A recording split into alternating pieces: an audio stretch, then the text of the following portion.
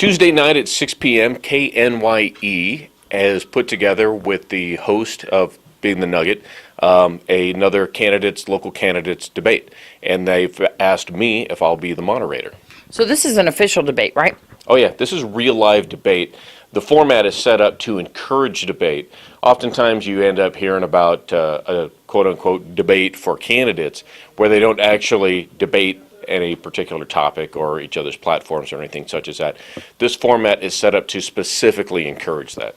And so as a moderator, how do the questions come about? How does this work?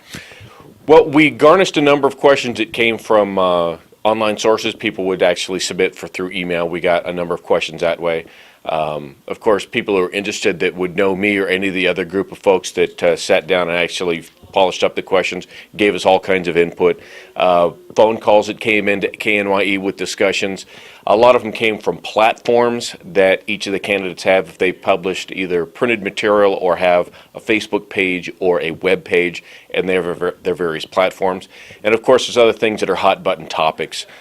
People are concerned about water. They're concerned about the federal government coming in. There's all sorts of regular concerns that come out in discussions and in local media. So all of those sorts of things are fair game, and none of the candidates have any of the questions in advance. And that's very important, isn't it? It is. They need to think on their feet. But then again, since a number of these things also come from their platforms and from common topics that are concerns of people here in Pahrump and throughout Nye County, they should know these things. Mm-hmm. If not, and if I support a particular candidate or don't support another candidate, and I'm saying me generically, if any individual person thinks they support one candidate and not another, they might be surprised at this. This sort of format should help really guide people if they're up in the air, or it might teach them a thing or two about their own candidate, where they really stand on some of the topics. That's something in all the years that I've seen with these debates, is that it really shows who you're voting for. This really brings it down to the wire, shows that they are speaking for themselves, especially when the questions aren't provided in advance, because other people can't give them the answers to the questions. They're going to actually have to tell you their own true feelings and thoughts and ideas about the subjects that you're presenting. Well, not only are they going to have to do that, when I moderate, if I propose a question to a candidate and they decide they want to answer something other than the question that I'm asked, I'll stop them and guide them back onto the right train.